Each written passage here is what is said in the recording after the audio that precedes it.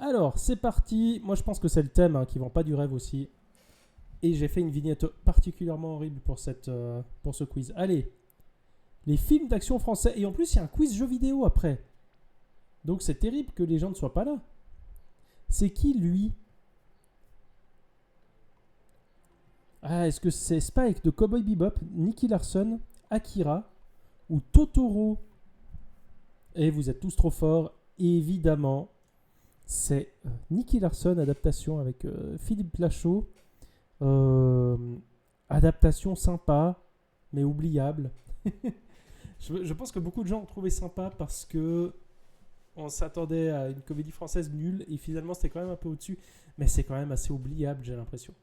Même si j'en garde un souvenir attendri, je dirais.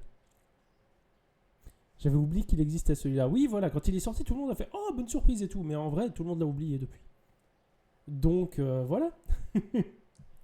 Trouvé par élimination. Ouais, effectivement. Bon, Spike, je crois pas qu'il y ait eu de.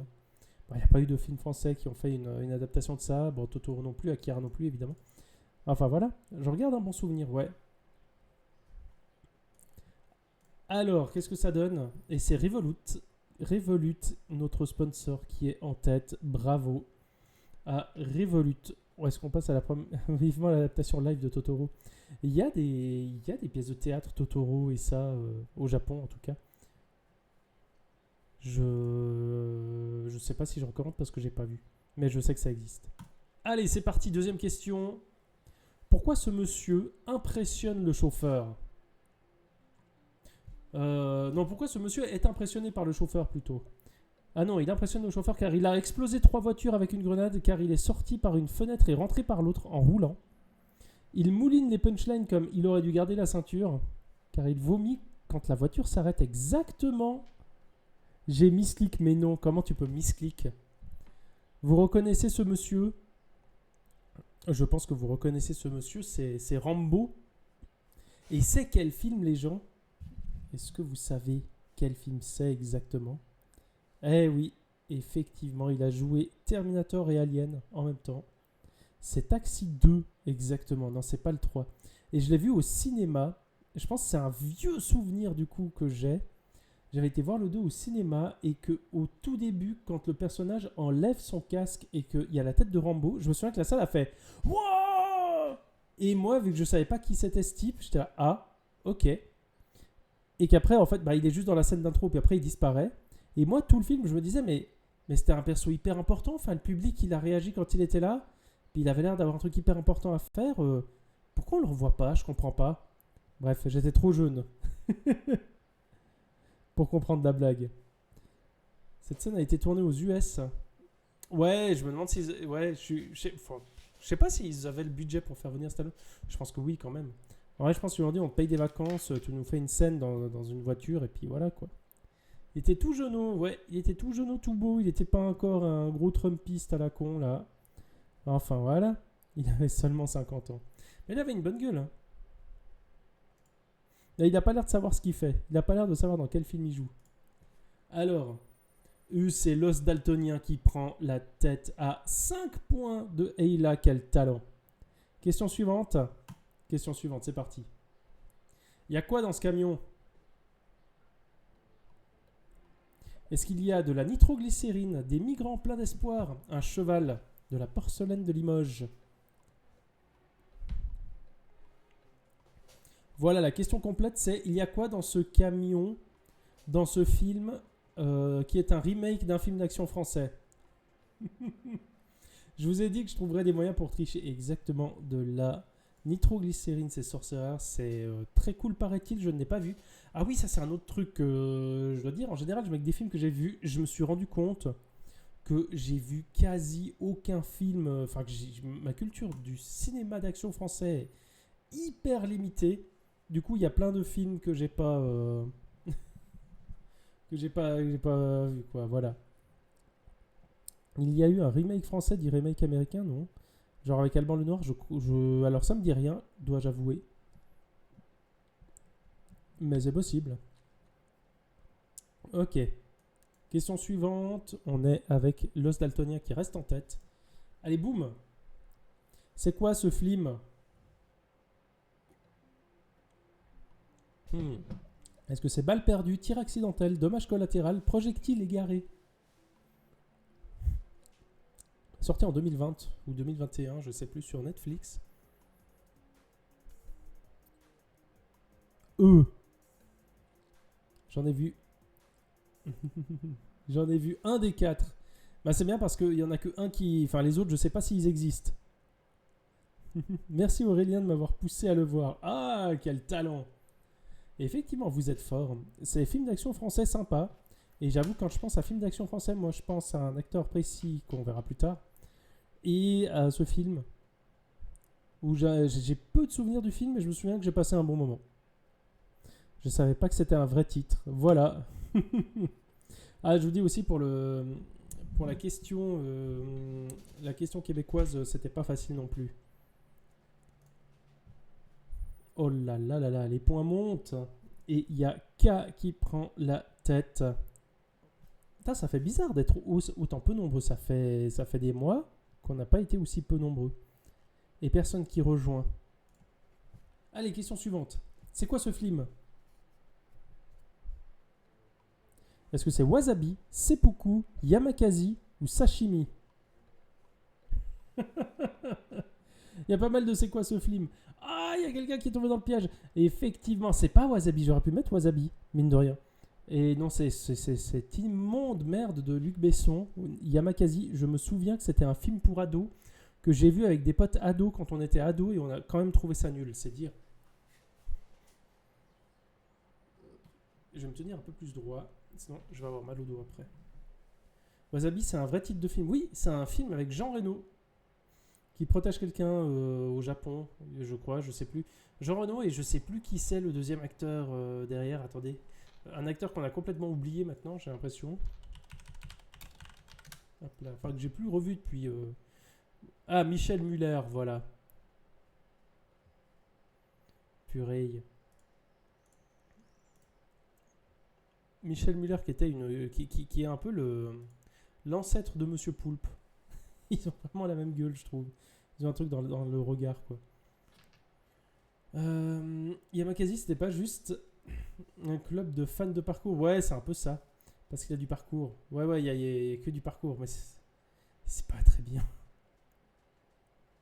Je veux juste, j'aime toujours Yamakasi et même Wasabi. Wasabi, faudrait que je le revoie. J'aimais bien quand j'étais gamin. T'aurais pu mettre le titre complet Yamakasi, les 7 samouraïs des temps modernes.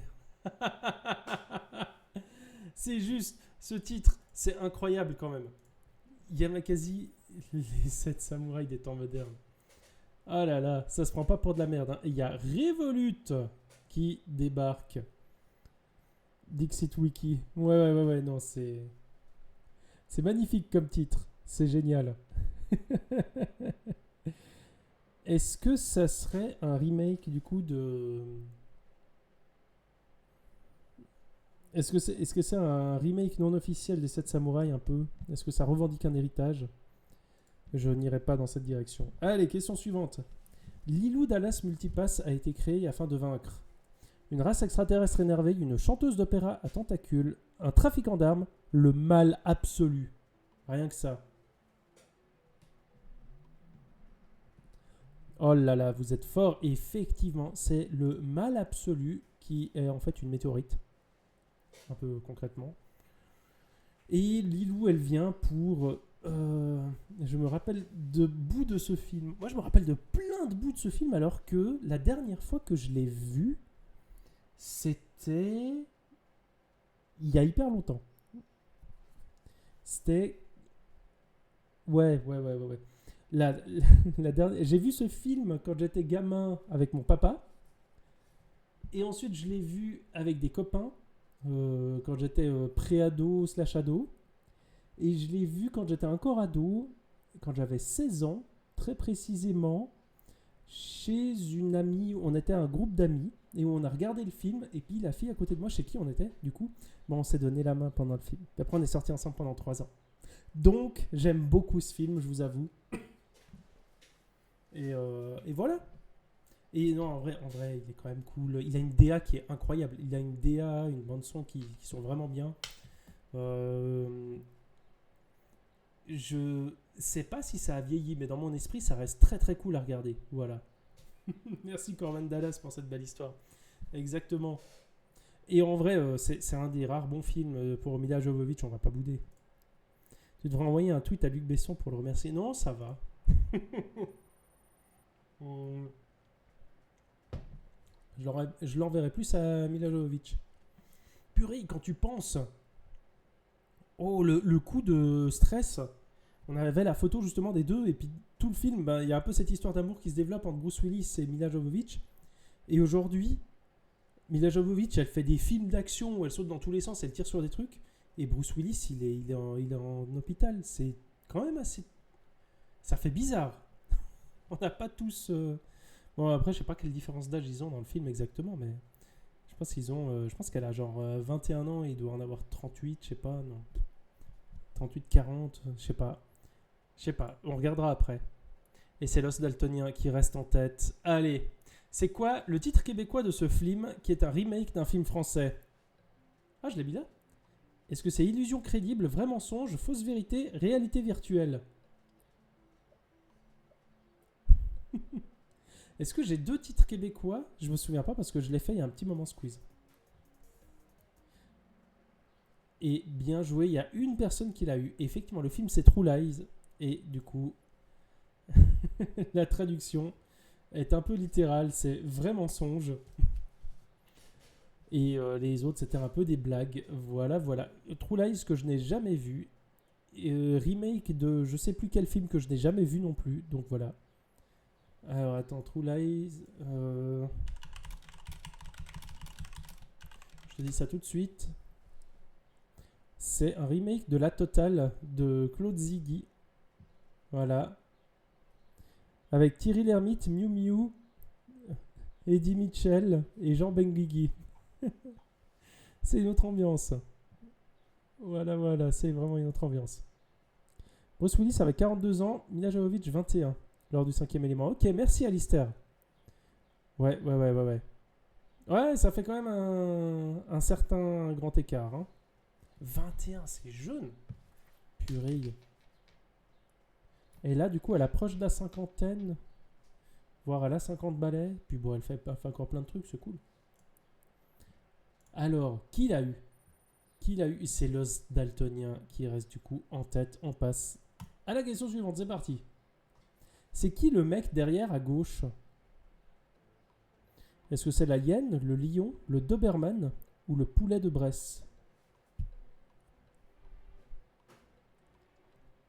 La hyène, le lion, le Doberman, le poulet de Bresse. Et oui, le film c'est Doberman. J'en ai pas moult souvenirs. Je me souviens que le film était un peu agressif. Le connard dit Ayla, ok. L'affiche de Trainspotting derrière, ah oui. Et de Usual Suspect. Putain, bien. Il y a des petites rêves comme ça et tout. Ouais, pas un souvenir impérissable de ce film. Hein. Ça fait partie de ces films à la réal un peu éclatés, inspirés du travail de toute cette type de réalisateurs. Tiens. Ça a rangé des livres ici. Bonjour Jérémy Ster, ça va? Tu veux participer au quiz? C'est vrai qu'attends, je dois modifier la catégorie, en fait, j'ai oublié. Hop. On a un plein quiz ciné si tu veux rejoindre sur les films d'action français. Mais vu que j'ai une culture cinématographique très pauvre en termes de films d'action français, j'ai un peu triché. Enfin, pas triché, mais trouvé d'autres trucs. Je parle de l'acteur, bien sûr, le perso, je ne connais pas. Ah! Je ne connais pas non plus trop bien l'acteur, donc je ne saurais dire. Je sais que Vincent Cassel, c'est pas le dernier en termes d'ego, mais j'ai l'impression que c'est pas la pire des raclures non plus. Enfin, je l'ai jamais vu. Disons, je n'ai jamais eu connaissance de trucs terribles qu'il aurait dit ou fait, mais je suis possiblement très ignorant. Voilà, voilà. Et en plus, Jérémy Star, t'as un petit Lego Batman devant ton pseudo. C'est magnifique. Oui, donc ouais, Doberman qui fait partie de ses réalisations, enfin de ses films avec La Vague, Albert Dupontel, Jeunet et Caro et compagnie et tout. On fait des trucs d'un coup un peu plus boom. un peu cartoon et tout. Et qui ont donné des chefs-d'œuvre comme La Cité des Enfants Perdus ou des trucs plein de mauvais goût. Et celui-ci en fait un peu partie. On passe à la question suivante. Je ne sais pas si tu es là, Jérémy Ster, et si tu participes, n'hésite pas en tout cas à rejoindre, parce que là, on est sur une session en plus où il y a vraiment personne. Et après ça, on fait un quiz encore, on fait un KO de jeux vidéo. Pour La Belle et la Bête, il a plus ou moins affirmé que toutes les femmes rêvent de tomber sous l'emprise d'un homme fort. Ok. Ouais, bon bah voilà. Alors, prochaine question, on y va. Dans ce remake américain, qu'est-ce qui détruit la planète? Ah, un virus, une explosion atomique, le réchauffement climatique, le communisme. Putain, vous êtes 3 à avoir cliqué sur le communisme, mais vous êtes des tarés. Je sais pas, alors la réponse verte. Est-ce que vous avez ce film? Et deuxième film avec du Bruce Willis dedans en plus. C'est Virus, c'est un virus, mais ce n'est pas le film Virus. C'est... T'as été loin, bien sûr. C'est L'Armée des 12 singes, les gens. L'Armée des 12 singes, super film de Terry Gilliam, avec les scientifiques qui chantent une chanson à Bruce Willis. Si je vous mettais la tête de Bruce Willis, vous l'auriez eu immédiatement, donc je voulais quand même un peu le cacher, le masquer. Mais oui, non, super film. Hein. Après, bon, bah, c'est Terry Gilliam, donc c'est forcément super. Même si j'ai clairement pas vu tous ses films, mais j'ai toujours des bonnes surprises avec Terry Gilliam. Il y a un truc très enthousiaste dans son cinéma que j'aime beaucoup. J'ai vu aucune des versions, donc j'aurais eu faux quand même. Ok. Ben voilà. Ben, le pitch du film, c'est il y a un virus. Il y a eu en fait un espèce d'attentat terroriste, un terroriste qui a déversé un virus dans le monde entier, qui a mené le monde dans un état un peu post-apocalyptique. Et il y a ce groupe de scientifiques qui envoie Bruce Willis dans le passé pour essayer de trouver où est le virus, qui est le type qui va déverser le virus, etc. Ils l'ont envoyé dans un asile. Voilà. Les deux médias ont autant à voir que Mortal Kombat et la Bible. Oui, effectivement, parce que c'est adapté de La Jetée de Chris Marker, qui est du coup un film roman photo un peu, que je n'ai jamais vu, mais qui est pas très long, on pourrait se le mater un coup. En vrai, c'est un truc qu'on pourrait easy passer en live et tout. J'ai pas refait des diffusions live parce que j'ai rien pour diffuser mes DVD et ça me frustre énormément. Il faut que soit je répare la tour, soit que j'achète quelque chose pour faire ça, mais ouais, c'est un peu chiant. Je suis convaincu qu'on peut trouver des liens communs si on creuse comme des gens pas bien. Oh, je suis sûr, je dématise, c'est si chiant. Oui, mais bon, venant de toi. Et l'os daltonien qui reste largement en tête. On passe à la prochaine question. On n'est qu'à la moitié. Il y a le temps de se refaire les autres. C'est quoi ce film? Ah, est-ce que c'est le marginal, le magnifique, le professionnel, le guignolo? Oh là là, il y a une personne qui l'a eu. Excellent film, mon préféré, je crois, avec Jean-Paul Belmondo. Alors, c'est tous des films. Ah non, il y a le magnifique. Je crois que je préfère le magnifique au professionnel. C'est tous des films, c'est tous des titres de films avec Jean-Paul Belmondo dedans. Et ça, c'est une scène assez iconique, justement, de la fin du film où il se barre et puis on ne sait pas si les agents ont lui tiré dessus ou pas. Voilà. Et il y a du coup du suspense, c'est très bien, mais le film est vraiment cool. C'est les deux très très bons films, les deux excellents films à voir avec ce monsieur. C'est Le Magnifique qui est très drôle et bien foutu, bien pensé, etc. Et Le Professionnel, j'avais fait un cercle filmique en plus là-dessus. Et Le Professionnel qui est très pro, qui a même qui a un héritage du western et tout. Enfin bref, c'est très bien. Et c'est Revolut qui gagne les points. Le quiz n'est pas facile, hein, parce que c'est un thème de merde, hein, faut le dire quand même. Il n'est pas là, l'archiviste du cinéma, on peut le dire, on peut le déclarer, on peut le déclamer. C'est pas facile ce thème. Alors, c'est quoi son job à lui dans ce film coproduit par la France? Est-ce que c'est tueur à gages, marchand d'armes, ambassadeur pour des terroristes, pompier? Oh, vous êtes tous forts, bravo. Vous l'avez eu. Très bon film. Ouais, j'en ai des bons souvenirs. J'ai souvenir qu'ado, je le trouvais trop bien. Encore aujourd'hui, je trouve que l'intro marche trop bien, le truc du chemin de la balle. et de la première réplique du personnage qui dit aujourd'hui il y a, je sais pas, je sais plus, genre 8 personnes sur 10 qui sont armées. La seule question est comment armer les deux autres. Et je trouve que c'est très très cool comme réplique pour lancer le film. Ils l'ont engagé parce qu'ils arrivaient à prononcer son nom de famille. C'est vrai que c'est pas trop compliqué. Les titres étaient souvent interchangeables, c'est de la triche. C'est vrai, c'est vrai. Mais voilà, celui-là, vous l'avez tous su. Et Los Daltoniens est pas loin de passer les 10 000 points. C'est un bon film avec Jared Leto dedans en plus. Parce qu'on se souvient, il y a Jared Leto aussi qui joue le frère. Et ouais, non, c'est... Donc c'est Lord of War. Voilà. Lord of War avec Nicolas Cage. Très bien. Où il joue un marchand d'armes qui voyage un peu à travers le monde et puis qui parle de comment il vend des armes, qui fait des deals, etc. Voilà. C'est très bien. Allez, question suivante. C'est quoi qu'ils démantèlent, eux? Ah, un cartel de drogue, une attaque terroriste, une invasion extraterrestre, un complot de vieux. Et oui, c'était la réponse verte. Et je suis très content de vous montrer que c'est une coproduction française, je l'ai appris. Exactement. Et j'ai découvert que c'était une coprod française. Donc je ne sais pas ce que la France a fait là-dedans, mais elle a donné de la thune en tout cas. Bravo. Bravo parce que c'est un excellent film. C'est sans doute le meilleur film de Edgar Wright, donc c'est très bien. Et ouais, non, c'est incroyable, Hot Fuzz. C'est vraiment incroyable. Pas mal, non? C'est une coprode française. C'est ça. Non, il est génial ce film. C'est mon préféré d'Edgar Wright. C'est un de mes films d'action. C'est, je pense, mon film action-comédie préféré. Peut-être. Parce que je le trouve très très bien écrit. J'adore le cadre dans lequel ça se passe. La réalisation, elle fonctionne super bien. Enfin bref. Ouais, super.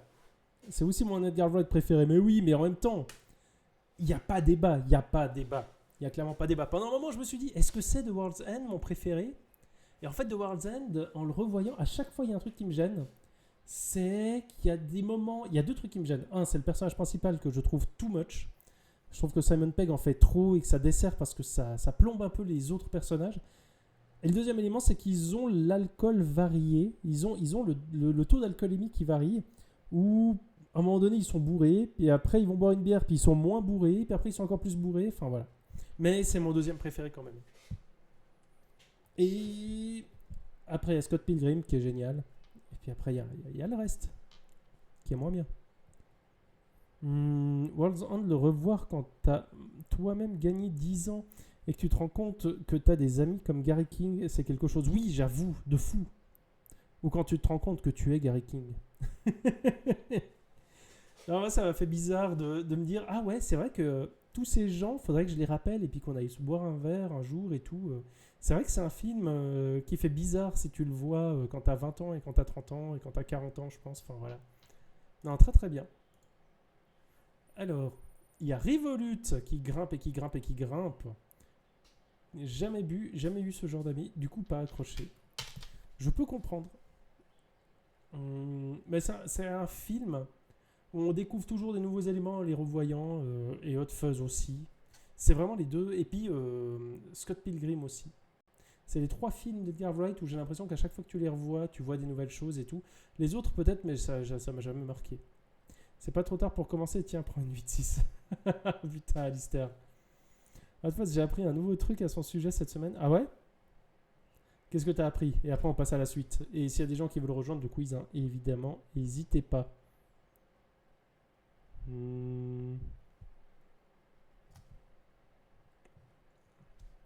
Et puis, qu'est-ce que je veux dire?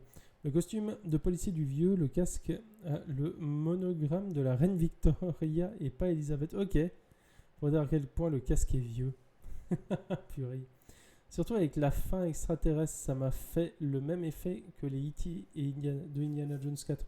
Oh là là, t'es dur. Mais en plus, ils sont pas à la fin, ils arrivent assez tôt quand même.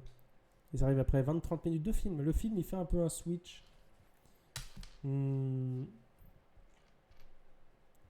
Et puis, tu comprends après dans quel genre tu es, quoi. Mais je vois ce que tu veux dire. Allez, question suivante. C'est quoi ce remake américain d'un film français? Ah, est-ce que c'est le convoyeur, le touriste, le boulet, le transporteur? Putain, j'ai pas choisi les images de meilleure qualité. Hein. Je bois au mieux du tourtel framboise. Tu manges du tiramisu? Et oui, c'est le touriste. On reconnaît là la tignasse de Johnny Depp. Et comment elle s'appelle déjà? Angelina Jolie. Vraiment, ce film, je me souviens, c'était le film People. Le film où tu avais deux stars d'Hollywood qui allaient se retrouver puis qui allaient se faire un bisou. Attendez. Et du coup, tout le monde était en folie. Et puis bah, le film n'était pas bien. Hein. On reconnaît Cut sur ton screenshot. Ouais, je suis désolé. Bah, on reconnaît quand même que c'est Venise. Enfin voilà. Est-ce qu'on aura un quiz sur les films français sans avoir Léon ou Nikita? C'est une bonne question. C'est une bonne question. Et franchement, je suis content de vous rappeler que Le Touriste, ça existait. Je crois qu'il y a à peu près tout le monde qui l'a vu parce que c'était au moment où les deux acteurs ils étaient un peu au sommet. Mais la vache, ce que c'était pas bien. Et c'est Eila qui grimpe sur cette question. C'est bien. Il date de quand? De 2000, je sais pas, 2005, je dirais 2005, The Tourist. Ouais, peut-être 2008. 2010. Oh là là, c'est ouf, comme c'est pas bien. C'est ouf que ça ait marché à ce point, alors que c'était à ce point pas bien. Enfin. Il y a une flopée d'acteurs que j'aime bien en caméo. Ok. Purée, je ne souhaite pas des acteurs. Allez. C'est quoi ce film? Ah, est-ce que c'est L'attaque des petits anges? Est-ce que c'est Jésus 2, le retour? Bravo, vous l'avez eu très vite. Le combat des dieux ou French Moïse versus Satanic Shark? Alors ça, je l'ai rajouté. Alors le quiz était prêt depuis 3-4 jours. Et j'ai eu l'idée ce soir, juste avant de lancer le live, voire je l'avais même déjà lancé. Puis j'ai vite rajouté cette question. Parce que je pense qu'elle méritait d'être là quand même. Et je vois que vous approuvez, donc ça fait plaisir. Jésus 2, le retour. On attend toujours de voir le film au-delà de la bande-annonce. Un rêve. Mais sachez qu'il y a... dans le même genre, il y a un film espagnol, un court-métrage espagnol de 15 minutes qui s'appelle Feast of Jesus, que je vous montre. Ça ressemble à ça. Qui est très très bien, qu'on pourrait se regarder un jour, où c'est Jésus qui se bat contre des zombies. Voilà. C'est Jésus qui se bat contre des cow-boys zombies. Ceci est incroyable. Avec des poissons. C'est-à-dire qu'il fait apparaître des poissons. Vous voyez là la grosse arête et tout. Il va prendre la croix. Il va taper sur les gens. J'ai vu ça en festival et oh la vache, c'était le kiff. Et c'est vraiment que ça, quoi. C'est Jésus qui tape sur des trucs, qui tape sur des zombies pendant 12 minutes. Ah, ils ont eu Jared Leto aussi, tiens. il y a des très bonnes répliques et tout, voilà, 15 minutes. Zombie versus Jésus, Jésus versus zombie, Jésus-Christ Vampire Hunter. Il y a vraiment quelque chose. Il y a une exploitation à explorer un peu, j'ai l'impression, hein. Avec Marco Velasco qui a joué Jésus, hein, et qui a joué dans L'Exorciste du Vatican, très bien. Comme quoi. Voilà. Alors, la Jésus-exploitation. Allez, on passe à la prochaine. Boum. C'est quoi ce film? Oh la vache. Est-ce que c'est laisser rôtir les morts, laisser cuire les corps, laisser les dépouilles au soleil, laisser bronzer les cadavres? Oh, vous êtes fort! Ah, je pensais pas que vous l'auriez. Je pensais qu'elle était dure celle-là. Mais les questions... Le seul titre que je connaissais, ouais. Voilà, c'est coproduction français-belge que j'ai vu en festival. Qui a des très bonnes idées, qui a des très jolis plans comme ça, là. Et en gros, c'est vraiment une... Ça se passe dans une hacienda. Il y a des gens qui se tirent dessus, tous parmi. Et voilà, et c'est tout. Et ça dure 1h30. C'est un peu... En fait, tu prends Mad Max Fury Road. Tu prends en fait le truc de l'action. Il n'y a que de l'action de Mad Max Fury Road. Et l'aspect un peu pas allumé, mais je trouve pas mes mots ce soir, c'est compliqué. J'ai pas parlé avec des gens pendant longtemps peut-être, et du coup j'ai perdu mes mots. Et tu prends le côté un peu plus perché de Furiosa, on va essayer de prendre son temps et de poser des jolis plans, etc. Tu mixes les deux, tu... Et puis il manque une étape, je ne sais pas laquelle, pour arriver à ça, parce que c'est le mélange des deux, mais en quand même beaucoup moins bien. Mais après, voilà, c'est pas non plus complètement honteux, et puis voilà. Non, c'est sympa sans plus. Et il a une affiche qui est très très belle. Attendez. Il a une chouette affiche, le film. Voilà, c'est ça. Je trouve l'affiche assez stylée quand même. Avec cette espèce de main et tout, et puis le personnage, et puis cette jaquette bleue, et cet effet un peu vieux bouquin et tout. Enfin voilà. On voit ceux qui sont attentifs au live de LMP. Ah ouais, j'en ai déjà parlé. Tu l'as déjà mis, donc je m'en souviens. Putain, ok.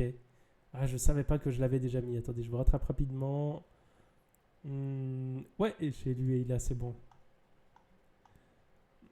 La troisième me semblait un bon titre pourtant. Alors attends, je vais remettre. Laisser les dépouilles au soleil. Ouais, j'avoue que c'est pas mal. Et on va quand même regarder vos points. Ah merde, ça a sauté les points, pardon. Alors, on arrive direct à la suite. C'est qui elle, qui est française et qui a joué dans des films d'action français dans ce film américain? Est-ce que c'est Harley Quinn, Poison Ivy, Talia al Ghul, Catwoman? Ah, vous êtes fort. Purée, moi je l'ai mise en étant persuadé que c'était Poison Ivy. Et en fait, non. Et je pense que quand j'ai regardé le film tout le long, je me suis dit, ah, c'est Poison Ivy, elle veut faire des trucs écolos et tout. Mais vraiment, j'ai ce souvenir-là. Voilà. J'ai été sympa. Quand vous tapez Marion Cotillard Batman, il n'y a que sa tête de la scène de la mort. Et du coup, je pense que c'est la seule autre photo où il n'y a pas scène de la mort. Voilà. La question alambiquée, ouais. Mais c'était pour la faire rentrer dans le thème, tu vois. C'est qui elle qui est française et qui a joué dans des films d'action français dans ce film américain? Elle a joué notamment dans Taxi. Voilà.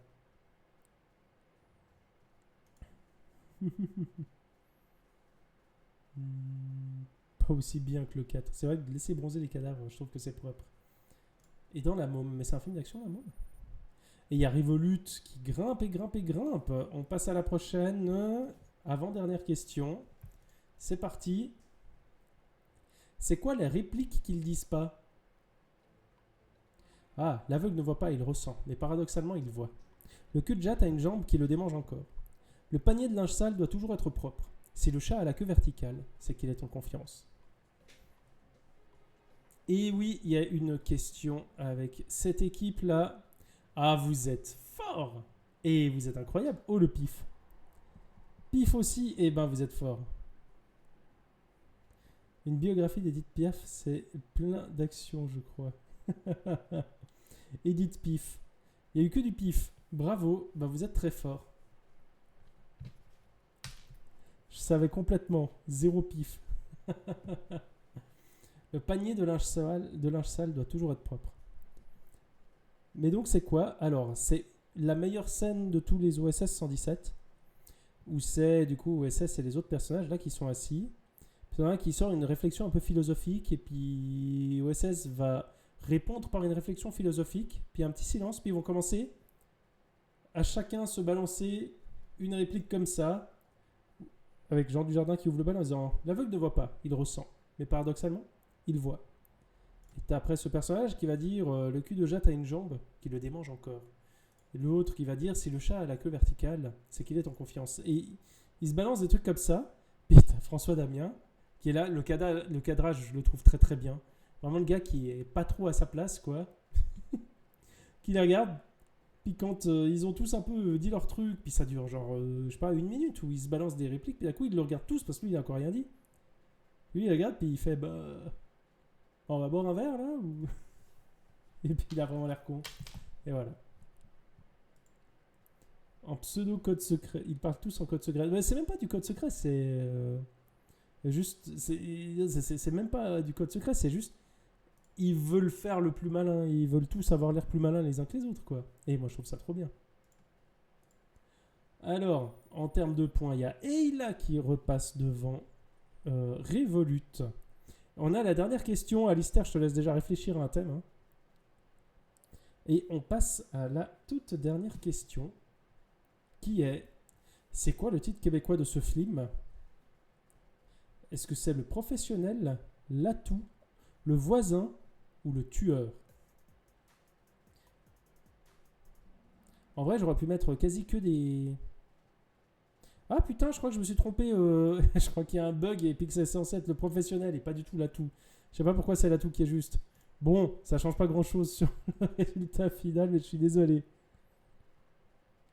Je suis désolé. Ah, en plus, j'étais sûr que celui-ci, j'avais relu genre le trois quarts du quiz et puis j'ai été interrompu entre deux et j'ai pas lu la fin en me disant bon, ah, c'est bon. Et en fait, j'aurais dû relire en entier. Voilà, genre il faut quand même.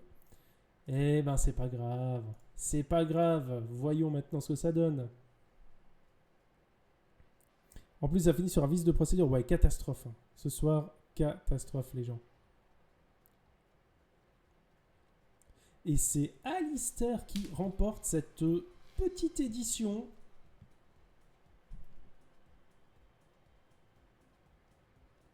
Et quel talent! Los Daltoniens